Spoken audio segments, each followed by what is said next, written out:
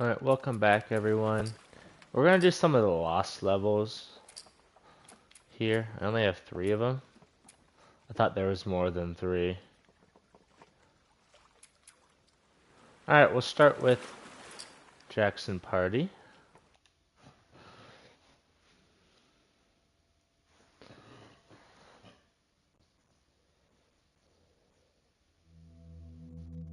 Kind of You're weird about to play an unfinished level from The Last of Us interrupt with Part 2. this. But...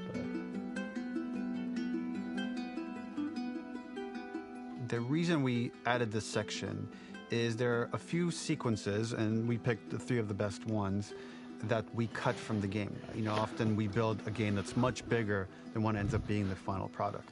They were months away from being finished, but we wanted to give you an insight of what it's like when we built a game, because often we have this whole thing constructed and it doesn't have final art or audio or dialogue. And here you get to see the building blocks of what it's like when we first string a bunch of these levels together. This is the intro to the first deleted level, and this one is the roughest of the 3. We wanted to show more of how Jackson operates. So this is the festival where Ellie ultimately kisses Dina. This sequence would have come very late in the game as a flashback sequence while you're in the farm with Dina. And we wanted to show what is the rest of Jackson doing, and wanted to put on the stick, make it interactive. So you could see when you're outside, there are all these almost like carnival games that you can play. You could mix drinks, you could play with these kids that are playing a sort of clicker Marco Polo, sit down and listen to conversations. And all the different interactions were first or second pass, very, very early passes. The building blocks are there, but nothing is final. And ultimately, while we were very excited by this sequence, it's pretty fun and lighthearted. It just slowed things too much as we're barreling towards the end of the story at this point. So again, reminder, rough, missing audio, missing animation, missing gameplay tweaks, missing dialogue, but pretty representative of what it would have been. So enjoy.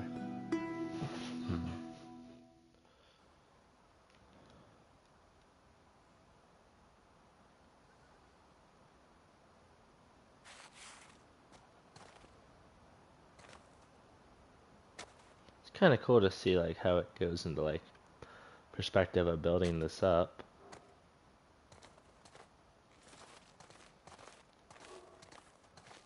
Originally, this level was going to transition us to farm. We would go all the way through to the dance, where Ellie and Dina share their first kiss. Then we would play through farm, and when Ellie plays the guitar at night, she would remember the Seth incident. So, the opening for this was a little tricky. We needed it to match at least a little what you might expect emotionally coming from prior beats, because we were already purposefully disorienting you in time and space. Remember, you just came from this huge fight. To jump straight into it would have been a little too jarring. After some back and forth, we rooted it in Ellie's nerves, calling back to her hands shaking in the theater. But this time, for a much more innocuous reason we'll find out later. She's nervous because she has a crush on Dina, who is the only reason why she's here at the dance. Something we really wanted to do was highlight the way their lives had turned upside down since she went down this path. We had this idea of recontextualizing all of our usual gameplay mechanics that were designed for really violent ends. The workbench, door bashes, throwable weapons, and even the infected, which is my personal favorite.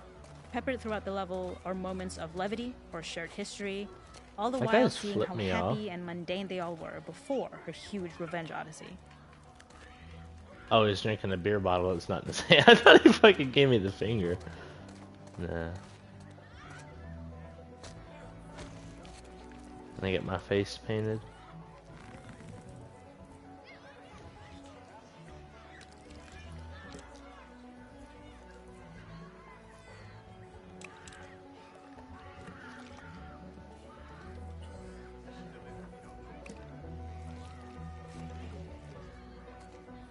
This is kind of uncanny valley, not gonna lie.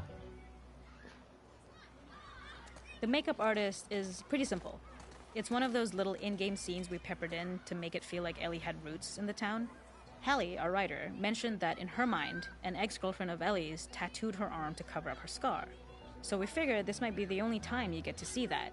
We wanted to hint at it and allude to it and make it feel like there had been so much more that had been happening and so much more that Ellie threw away.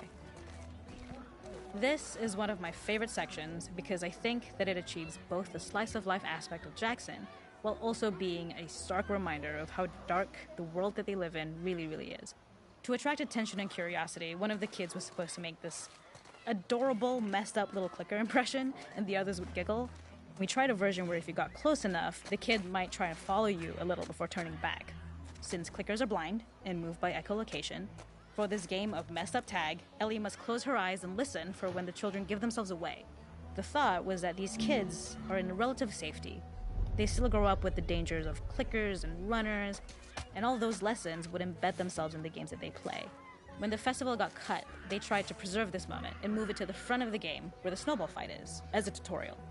However, being in the headspace of a clicker doesn't really teach you how to deal with them. Eventually, it evolved, and they instead made the snowball fight, which was, I think, way more effective. For me, it's character illuminating that not only does Ellie know this game, she plays along. There's a familiarity with the kids that's really nice to see, especially because it's such a difference from the Ellie we see later, who has a sort of hollow normalcy that she's trying to get with JJ, but kind of fails. Huh. Muy interesante. Let me make sure my audio is working, because I had the issue last time where the audio just didn't work. Make sure my audio is working. Okay, it is sweet.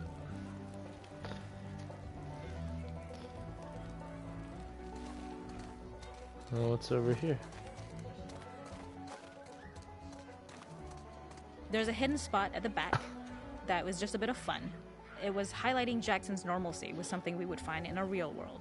In the back, you would find teenagers finding some alone time with each other in a dark corner of a party. It was rewarding the player for peeking into a hidden corner, but ultimately redirecting them back to the festival. We also had versions of them smoking weed here, despite Maria's consternation, probably having gotten it from Eugene.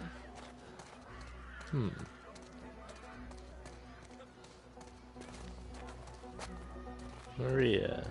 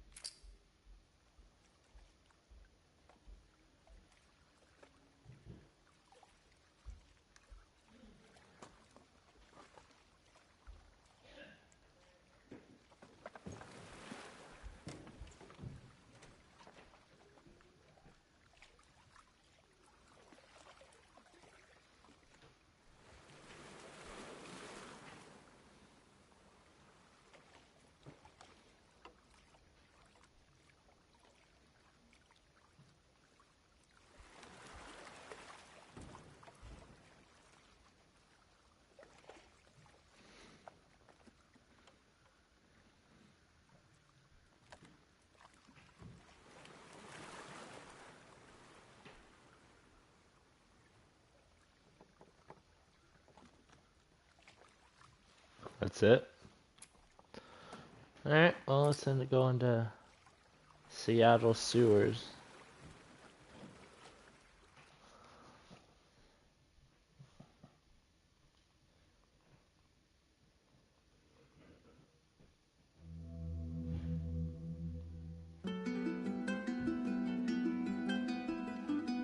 In this second deleted level, which is an extended sequence of the sewers in Seattle, this comes on the heels of where Ellie goes into a building and she survives an attack by stalkers and gets thrown out of the window and gets swept away by the current. And then we cut this section that used to be there in the final game.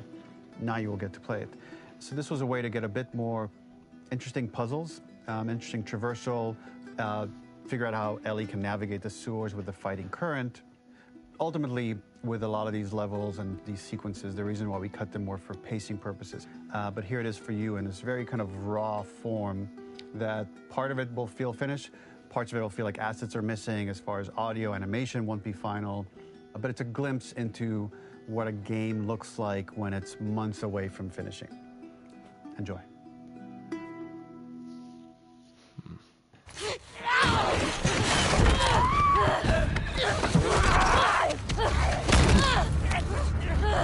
Get off of me!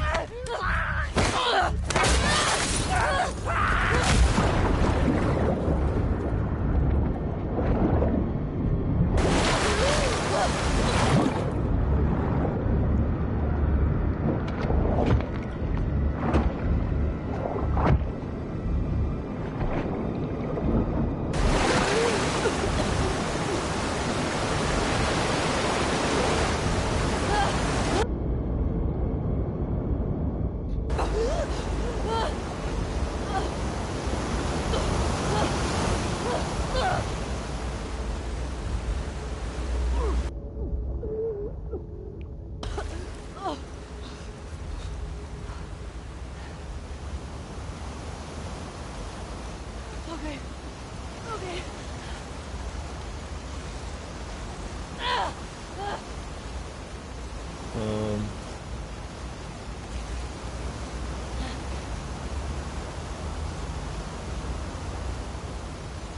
Fuck, Seattle.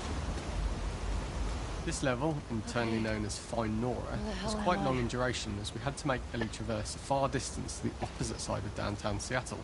The sewer section was originally longer than what we released the game with, approximately 10 minutes more. This was one of the few areas of the game that used water flow as part of a traversal puzzle. The player has to go upstream to use the current to get to the platform to reach the other side. We mostly kept this mechanic game-wide, however it remained in essence in the section swimming to the aquarium as Ellie, when you were avoiding the waves. When players reach the doorway and enter into the room, they're faced with a dead end. The real reason for this dead-end room is that on the reversal, when exiting back out of the doorway, players are faced with the route onwards. A pipe that they'd not been able to see when they were swept past it on the way in, and something that was hidden from view when on the side platforms. The intention here being that the only option is to go off the standard path in order to search for a way out. Get me the hell out of here.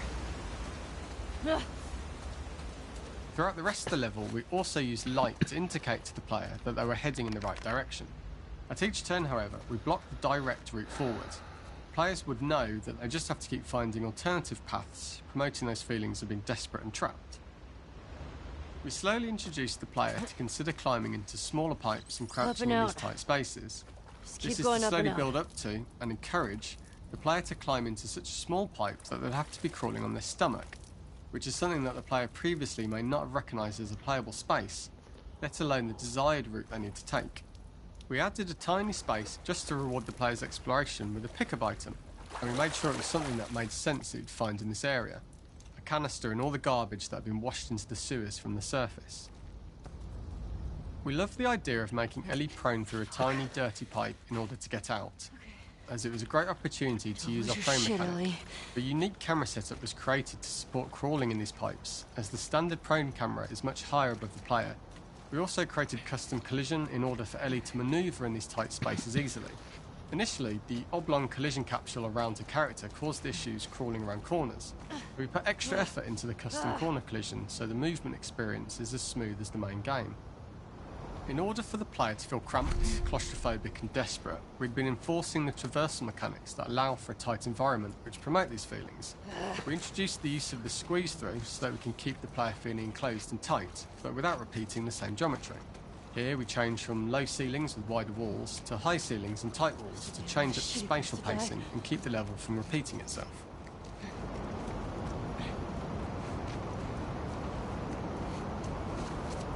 Originally, we had the waterline much higher here, so players had to swim through this tight tunnel.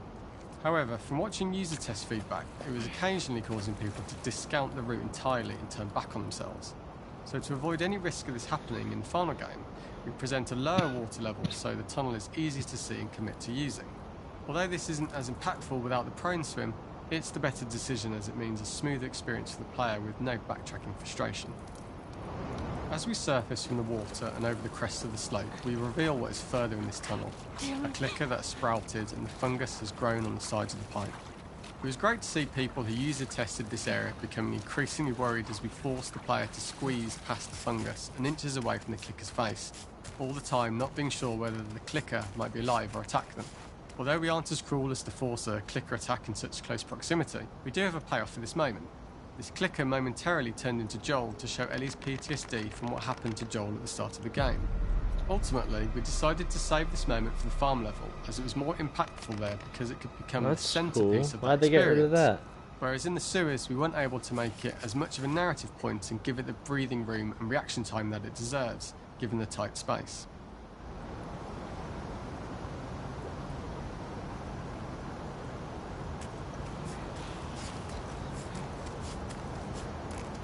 Oh, shit!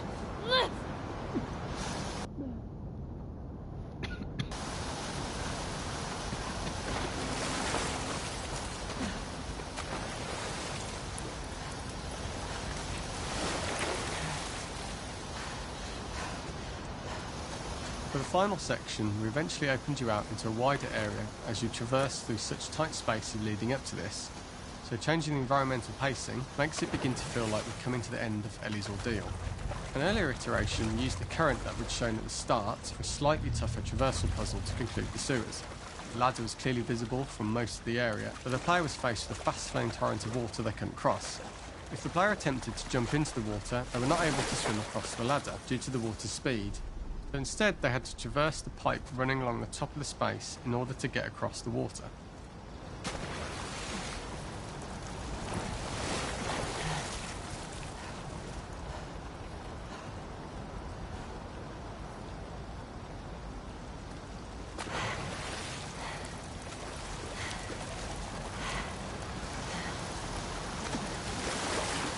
There's a pipe I gotta.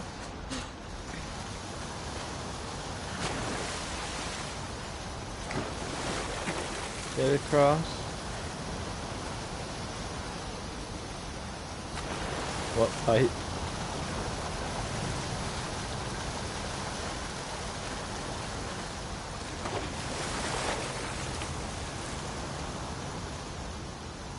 The only one that does not see a pipe. Oh, up in the air, that pipe?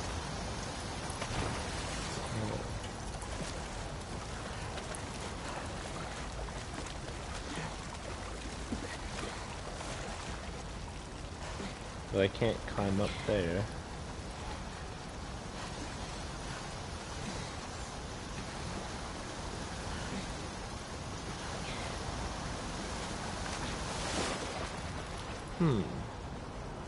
Peculiar.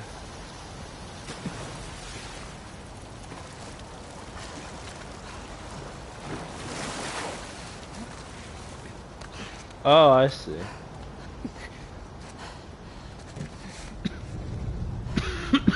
Using this pipe was retained in the iteration we shipped with, as it's the last of the extreme methods Ellie has to undergo in order to escape the sewers, and what she will go through in her pursuit of revenge.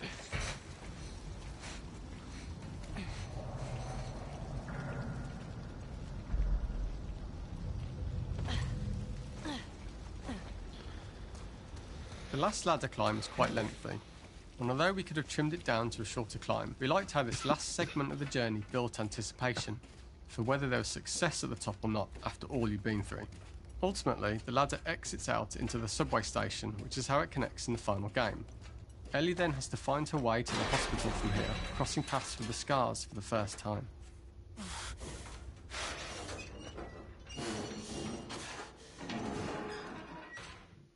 Huh. Interesting. The hunt.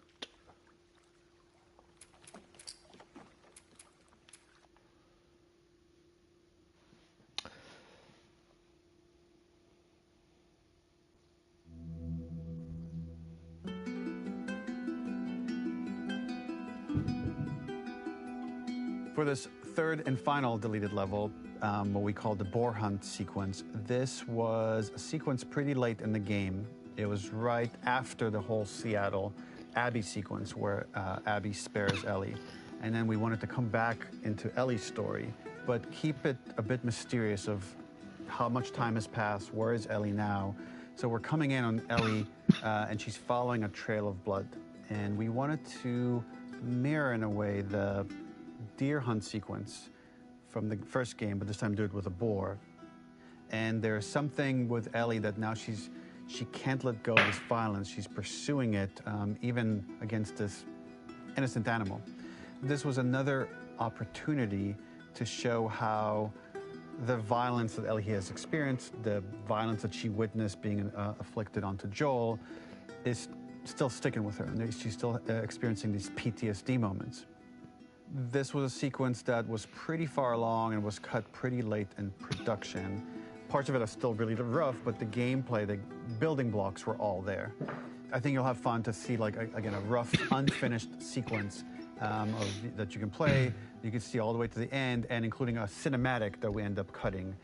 And the remnants of the sequence ended up being mentioned in Ellie's journal.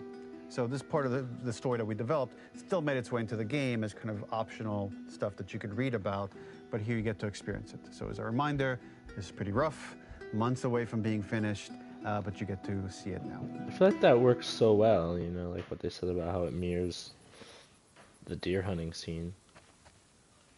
I don't know. I think that's pretty cool.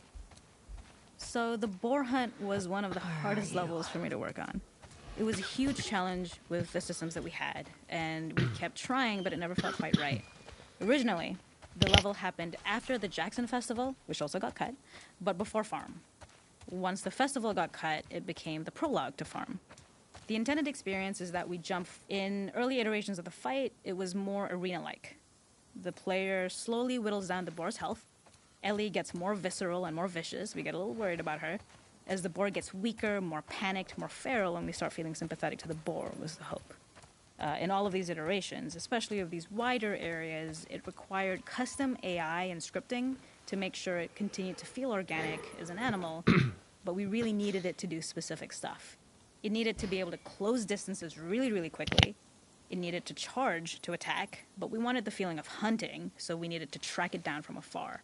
And we also needed to discourage the player from attacking the boar when it's that close, or it would kind of turn into this melee kerfuffle. How do we do this in our world while keeping the boar believable? We must have gone through 5 or 6 iterations of the boar fight and all, and every single time it changed pretty drastically. We split it into clear phases, where one was like all long range. We tried another where you're getting close and you get the jump on it quite literally. You're jumping off of a rock to attack it. And then finally, we tried a bunch where you almost sort of go around a bunch of trailers and try and wrestle it. We uncovered after some time that taking down a boar over several phases felt very laborious and a little dramatic. It was comically long. It felt too boss-like, a little too gamey. We decided to cut the first few phases, and we opted for a cold open after the boar had already been hurt off-screen. So that allowed us to focus on feeling like we're closing in on prey and to introduce the boar when it was at its most dangerous. Already hurt, already feral, much too close for comfort. And so the thinking was it would bring us more into Ellie's mindset. Is this really hunting for food, or is she hunting for some other reason? The gas station was built to highlight the boar's destructiveness. Since it's cramped, the boar feels larger. We also feel trapped with it, though perhaps it's trapped with us. When it charges, it gets to us quickly, so we must be on our toes. This made it more aligned with Ellie's sort of hunting for trouble mindset. Listening became more important, as well as moving around slowly so it didn't hear you. Could you spot it before it saw or heard you? And could you get a shot off quickly enough so you could dodge out of the way? Or, dodge worth the cost after. It feels like a gamble. By the end of the fight, everything would likely be in shambles, the boar would burst through the back, and Ellie would follow it and finally enact revenge. What? It's over. Nowhere to run.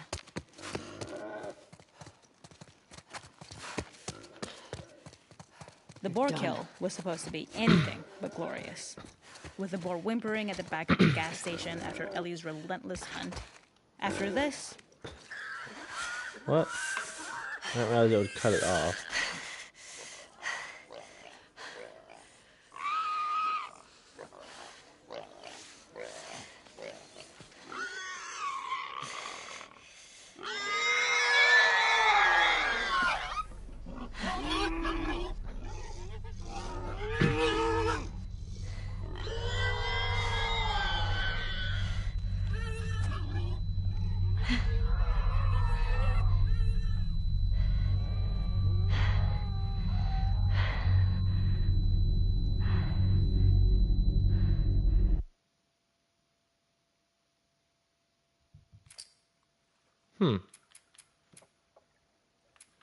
Well, there you have it, ladies and gents. Those were the lost levels. I want to thank everyone for watching, and I'll start doing the main story again soon.